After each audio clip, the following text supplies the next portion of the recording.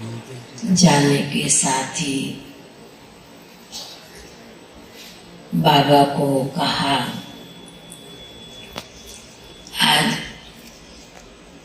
कई आत्माओं का, बाबा के बच्चों का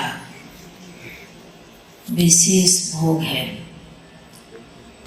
और सभी ने बहुत ही स्नेह भरी याद दी है। ऐसे कहते हुए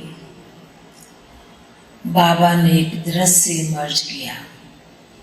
बड़ा सुंदर दृश्य लग रहा था, यात्रा के रूप में। बाबा ने जो दृश्य इमर्ज किया कि दुनिया में ये चैत मास, वैशाख मास विशेष रूप से दुनिया के लोग यात्राएं निकालते हैं, झांकी के रूप में भी। तो बाबा कहने लगे कि बच्ची, बाबा तो दुनिया के दृश्य और ब्राह्मण बच्चों के भी दृश्य नज़ारे देखते हैं। तो जो बाबा यात्रा दिखा रहे थे, तो जब मैंने पहले कहा कि आज विशेष कानन बहन, सुरेंद्र दीदी, एक जलगांव की बहन, उन्होंने भी शरीर छोड़ा, तो बाबा ने कहा कि बच्ची, बचपन में कभी यात्रा देखी है? तो मैंने बाबा को कहा कि एक बार देखी है यात्रा। तो बाबा कहने लगे कि ये जो मास चला, मार्च मास भी विशेष दुनिया के हिसाब से मार्च एंड का समय था और इसमें यात्राएं भी बहुत खुशी खुशी से निकालते हैं देवी देवताओं की। तो बाबा कहने लगे कि बच्ची, इस यात्रा में कोई चलने वाले भी थे, कोई देखने वाले भी थे, कोई सज के बैठने वाले भी थे। पर सजे हुए देवी देवता जो होते हैं, उनको देखने वाले भी बहुत होते हैं और कोई देखते देखते उनके साथ भी चल देते हैं, क्योंकि उनको आनंद आता है, देखने में भी आनंद आता है। तो बाबा कहने लगे कि बच्ची, जिन बच्चों की, जिन बहनों की, बच्चियों की याद लेकर पहुंची है, तो बाबा ने कहा कि देखो बच्ची, जब ब्राह्मण परिवार में भी जब एक दूसरे के प्रति इस तरह की बातें आती हैं और जो कमज़ोर होते हैं और समय के अनुसार वह भी उस यात्रा में शामिल हो जाते हैं। तो ये जो मास चला, ये दृश्य बाबा देख रहे थे कि कैसे एक दूसरे को देखते हुए, एक दूसरे का साथ देते हुए ये बच्चियां मेरे पास पहुंच गई। पर बाबा कहने लगे कि सारे दृश्य देखते हुए बाबा अपने ड्रामा के पट्टे पर खड़े हो जाते हैं। बाबा भी साक्षी हो देखते रहते हैं। यह ड्रामा भी कब तक चलता है और कब तक चलना है, ड्रामा भी साक्षी हो जाता है और बाबा भी साक्षी होके देखने लगते हैं। तो बाबा ने कहा कि यात्रा कहो या आप बच्चों की तपस्या कहो, जो बच्चे बाबा की याद और बाबा की सेवा में मगन मस्त रहते हैं, तो बच्चे तो अपनी तपस्या सेवा करके आगे बढ़ जाते हैं।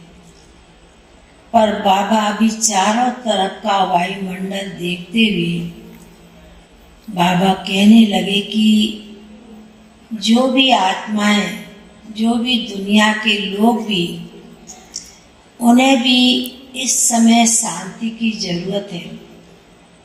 और आप बच्चे हो शांति दाता के बच्चे, शांति दूत, तो आप बच्चों का भी विशेष समय के अनुसार आप बच्चों को भी त्याग तपस्या की जरूरत है।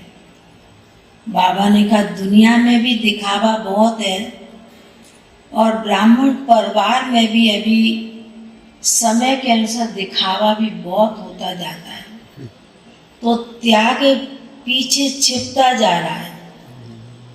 दादियों के समय, बाबा मम्मा के समय वो त्याग तपस्या दिखाई देती थी। उसके आगे कोई भी बात होती थी, वो बात भी छिप जाती थी, वो बात भी खत्म हो जाती थी। तो बाबा ने कहा कि बाबा विशेष रूप से अपने ब्राह्मण बच्चों को यही इशारा दे रहे कि हर एक ब्राह्मण बच्चे अपने समय के अनुसार नया पाठ बजाने के लिए बच्चे एडवांस में भी जा रहे हैं। सत्य की राजधानी भी बाबा को जल्दी जल्दी स्थापन करनी है और बाबा का कार्य भी बहुत तेजी से बढ़नी है। इसलिए सभी बाबा के ब्राह्मण बच्चे, चाहे छोटा स्थान हो चाहे बड़ा स्थान हो, हर एक ब्राह्मण बच्चों को समय को सामने रखते हुए बहुत योग तपस्या की जरूरत है, अखंड तपस्या की जरूरत है।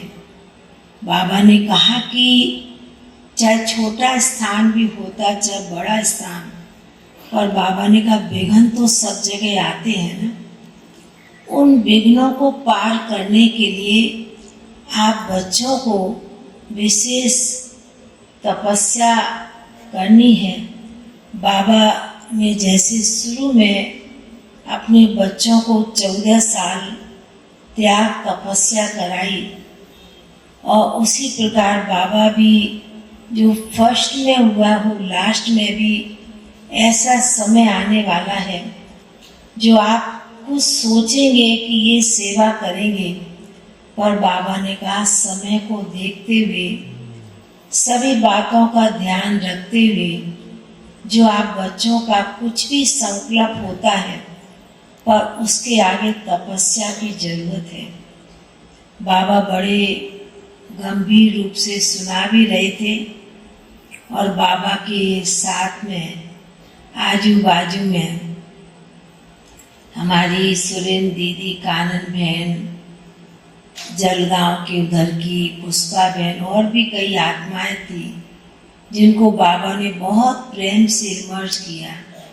बाबा ने कहा कि देखो बच्ची, समय के अनुसार बाबा के बच्चे पुराने भी नई सेवा के निमित्त बन रहे हैं, और इतना फास्ट जो दुनिया के लोग भी अपने रीति से कार्य कर रहे हैं, पर बाबा के बच्चों को अपनी तपस्या में विशेष अटल होकर के रहना है। तो फिर तो बाबा के सन्मुख इतनी सुंदर भोग की थालियाँ सजी हुई थी, रखी हुई थी। बाबा ने जैसे कि तीनों त्रिमूर्ति बहनों को इमर्ज जैसे किया, और आज विशेष रोजी बहन, लक्ष्मी बहन की भी निमित्त भोग था, तो बाबा ने कई आत्माओं को बड़े प्रेम से इमर्ज किया। बाबा बड़े प्रेम से उन्हें भोग स्वीकार करा रहे थे। बाबा ने कहा कि बाबा का घर मधुबन इतना बड़ा बेहद का भंडार है, इतना बड़ा दिव्य गुणों की खान है, और जितना उस खान से जो बच्चे ले सकते हैं उतना अपने अंदर भर सकते हैं, उतना हर एक को अपने शक्ति के अनुसार भरपूर करना है। रखना है, तो बाबा बड़े प्यार से सुनाते हुए उन बच्चों को, उन बहनों को, उन आत्माओं को बड़े प्यार से भोग स्वीकार कराते हुए बाबा ने फिर विशेष मीटिंग में आए हुए भाई बहनों बहुत बहुत याद प्यार दिया। बाबा ने लास्ट में आते आते फिर एक बात और सुनाई।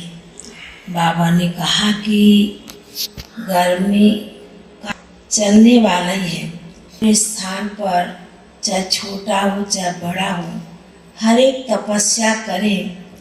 और बाबा भी विशेष रूप से अपने बच्चों के पास चक्कर लगाने के लिए निकले हैं और निकलेंगे कि किस किस स्थान की विशेषता उस योग की शक्ति से दिव्यता का और तपस्या का निखार होता जाएगा।